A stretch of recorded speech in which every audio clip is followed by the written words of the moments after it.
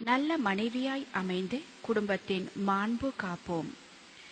திருமணம் என்பது பல்வேறு எதிர்பார்ப்புகளுக்கு மத்தியில் இரு உயிர்கள் இணையும் ஆத்மார்த்த ரீதியான ஒரு புது உறவு பாலமாகும்.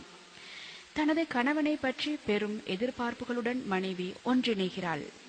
அல்லாஹ்வின் பிரதிநிதியான மனிதன் தனது பிரதிநிதித்துவத்தை அல்லாஹ்வின் திருப்தி நாடி உலகில் விரிவடையச் செய்வதையும், ஒழுக்க விழுமியத்தை கட்டிக்காப்பதையும், மன அமைதியை ஒருவருக்கொருவர் ஏற்படுத்திக் கொள்வதையும் நோக்காக கொண்டு திருமணம் செய்ய ஊக்கப்படுத்தப்படுகிறான். இந்த வகையில் திருமண உறவில் இணைப்பவர்களும் தூய எண்ணங்களோடு எல்லை கடந்த எதிர்பார்ப்புகளால் தம் வாழ்க்கை சோலைக்குள் நுழையாமல் அமைவதை வைத்து முடிந்தவரை அழகான அமைதியான இறை உவப்புள்ள வாழ்வை அமைத்துக் கொள்ள முன்வர வேண்டும். திருமண உறவில் மனைவி என்பவள் மார்க்கப்பற்றுடன் அழகும் கொண்டு திகழ்வாளானால் அதைவிட பாக்கியம் வேறேது. ஒரு ஆணுக்கு மார்க்கத்தின் ஒளிமிகு கூட்டிற்குள் அவன் இனிதே நடைபயில அது அவனுக்கு தூபமிடும். அழகில் குறைவான பெண் மார்க்கப்பற்றுடன் கிடைத்தால் சிறப்பில்லை என்பது பொருளல்ல. மார்க்கப்பற்று எந்த பெண்ணிடமிருந்தாலும் அவளை துணைவியாக அடையும் ஆண் சிறப்பையே பெறுகிறான். மனைவி என்ற சிறந்த பாத்திரம் என்று பல்வேறு வழிமுறைகளால் தாக்கத்தால் சிதறுண்டு போயுள்ளதை நாம் அவதானித்து வருகிறோம். மனைவி என்ற குடும்பத்தின் விளக்கு சிறப்பாக ஒளிராவிட்டால் ஒரு குடும்பத்தின் முழு பகுதியும் அஸ்தமித்துவிடும். தன் கடமையை உணர்ந்து மனைவி தொண்டாற்றுகின்ற போது குடும்பம் மட்டுமல்ல, சூழலுக்கே அது நன்மை அளிக்கும் சக்தி வாய்ந்தது. இன்றைய நிலையில் அழகும் அந்தஸ்தும் தன்னுடைய கணவனிடம் உள்ளதா என்பதையே பல பெண்கள் தேட ஆரம்பித்துவிட்டனர். இதனால் ஒரு ஆணிடமுள்ள நற்குணங்கள், அன்பு பற்றிய தேடல் குறைந்து விடுகிறது.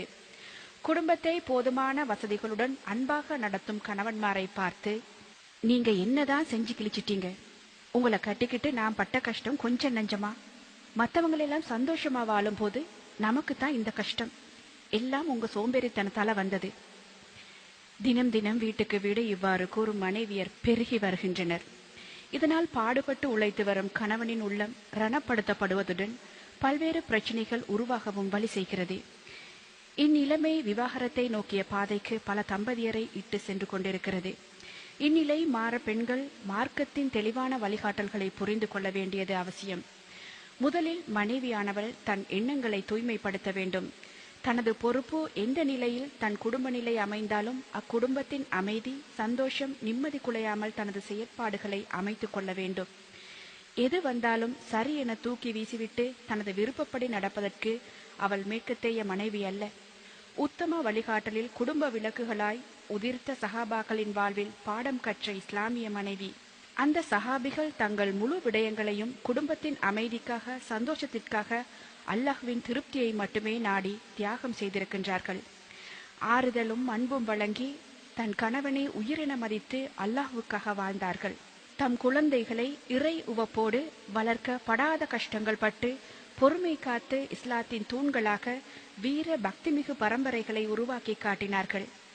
தன் குழந்தை இறந்ததை கூட தன் கணவனின் அமைதி, நிம்மதி குலையக்கூடாது என்பதற்காக ஆறுதலாயும் அமைதியாயும் புத்தி சாதுரியமாகவும் கூறிய குலவிளக்குகள் நமக்கு படிப்பினையாக அமைந்திருக்கின்றனர்.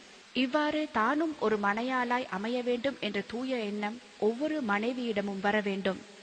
தூய எண்ணம் எவ்வளவு அவசியமோ அதே அளவு நாவினால் வெளியாகும் வார்த்தையும் சுத்தமாக இருக்க வேண்டும். தற்போதைய பெண்கள் பலர் எதையும் சிந்திப்பதில்லை, மனதில் தோன்றுவதை பேசிவிடுவார்கள்.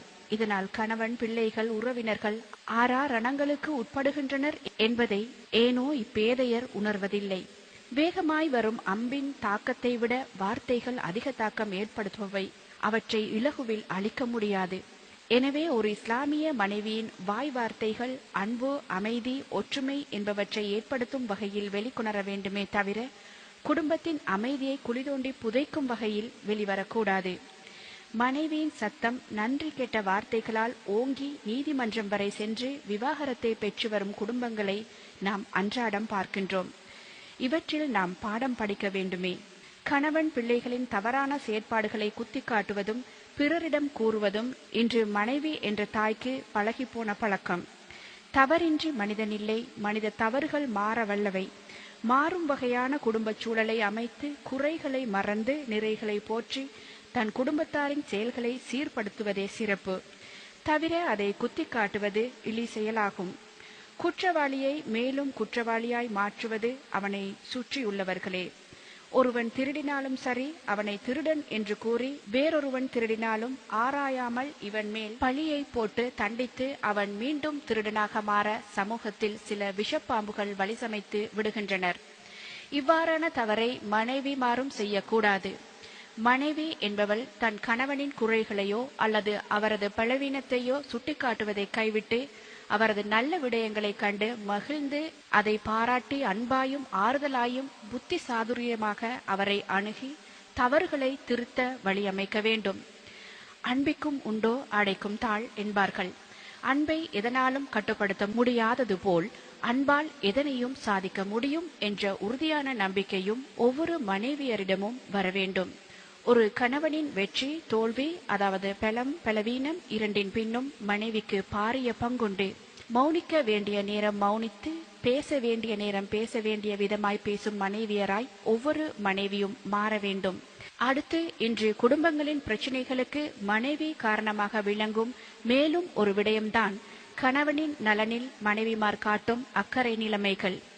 இன்று அதிகரித்த வேலை, திட்டமிட்டு செயற்படாமை, வீணான பொழுதுபோக்குகள் போன்றவற்றால் பெண்கள் தங்கள் கணவன்மாரின் உடல் உளநலனில் அக்கறை எடுக்க மறந்து விடுகிறார்கள்.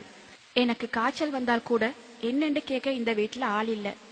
என் மக மாடா உழைச்சாலும் என் மருமக அவனுடைய சுகையினம் பற்றி அக்கறையே காற்றா இல்ல என கணவன்மாரும் கணவனின் தாய்மாரும் புலம்பிக் கொண்டே இருக்கின்றனர். நாளடைவில் இவை பாரிய குடும்ப பிரச்சினைகளாய் ஆகிவிடுகின்றன. பெண்கள் தங்களுக்கு என்னதான் வேலை என்றாலும் கணவனின் தேவையை நன்கு தெரிந்து தொண்டாற்ற வேண்டும். கணவன் சோர்வுற்ற நேரம் அவனது சோர்வு நீக்கவும், அவனுக்கு தேவைகள் ஏற்படும் போது அதனை தீர்க்கவும் பாடுபட வேண்டும். தன் கணவன் நோயால் அல்லது தொழிலால் அல்லது குடும்ப சுமைகளால் அல்லலுறும் போது மனைவி அவற்றை நீக்க அல்லது ஆறுதலும் ஆலோசனையும் ஊக்கமும் உதவியும் வழங்க வேண்டும். அவர் உடம்பு, அவர் குடும்பம், அவர் தொழில், என்னவாவது செய்யட்டும் என்ற அலட்சியமும் தன் பணி மறந்து செயற்படும் மடமையும் ஒருபோதும் மனைவி என்பவளிடம் வரவே கூடாது. பொருளாதாரம் என்ற அவசிய தேவையும் மனைவியை ஒரு மாயையாக மாற்றிவிடுகின்றது. இன்று பல பெண்களுக்கு தன் கணவனின் உழைப்பு குடும்பம் நடத்த போதாத நிலையில் உள்ளது. இதனால் குடும்பத்தில் பல குழப்பங்களை ஒரு மனைவி உருவாக்கி விடுகிறாள். எமது வரலாற்று பெண்கள் கிழிந்த ஆடைகளுக்கு ஒட்டுகளை போட்டு அணிந்துள்ளனர். பல நாட்கள் உணவின்றி பட்டினியால் வாடியிருக்கின்றனர். தம் பிள்ளைகளையும் தமது குடும்ப வருமானத்திற்கேற்பவே வாழ பழக்கி இருக்கின்றனர். ஆனால் இன்று பல வீட்டுத் தலைவிகள் வரவை மீறி செலவு செய்பவர்களாக உள்ளனர்.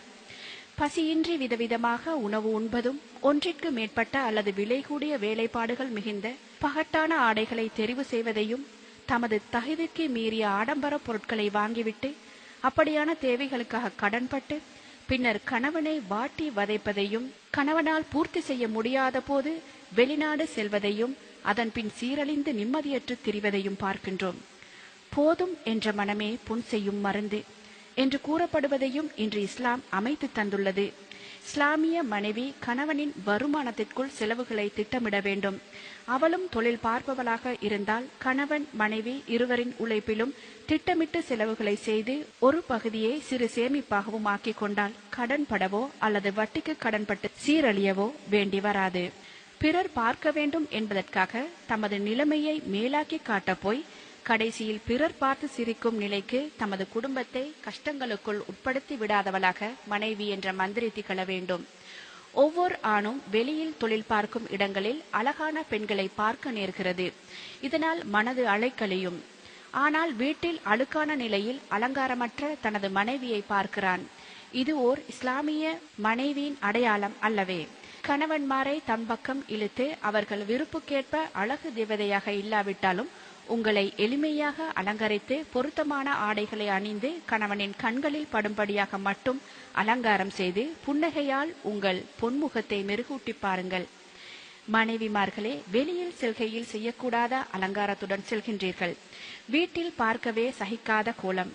உங்கள் கணவனை பார்க்கையில் அவனை நீங்கள் சந்தோஷப்படுத்த வேண்டும் என்பது இஸ்லாமிய போதனை. அதற்கேற்ப நீங்கள் மாறுங்கள். உங்கள் கணவன் உங்கள் வசம். ஒவ்வொரு மனைவியும் ஒன்றை சிந்திக்க வேண்டும். வாழ்க்கை என்பது நாம் அதை எப்படி அமைத்துக் கொள்கிறோம் என்பதில்தான் அதன் வெற்றியும் தோல்வியும் தங்கியுள்ளது. நபி ஸல்லல்லாஹு அலைஹி வஸல்லம் அவர்கள் தமது சஹாபி தோழர்களுக்கு கூறும்போது, உன்மீது அதிகம் அன்பு செய்யக்கூடிய, அதிக குழந்தைகளை பெற்றுத்தரக்கூடிய பெண்களை மணந்து கொள்ளுங்கள் என்று கூறினார்கள். எனவே பெண்கள் தனது கணவன் மீது மாசற்ற அன்பு செலுத்த வேண்டும்.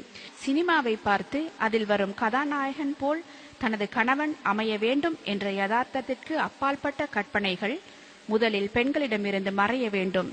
மிகைப்படுத்தி எதனையும் சித்தரித்து காட்டும் சினிமா பணம் சம்பாதிப்பவர்களுக்கு சரியானதன்றி அது வாழ்வுக்கு பொருந்தாது என்பதை இஸ்லாமிய மனைவி உணர்தல் வேண்டும்.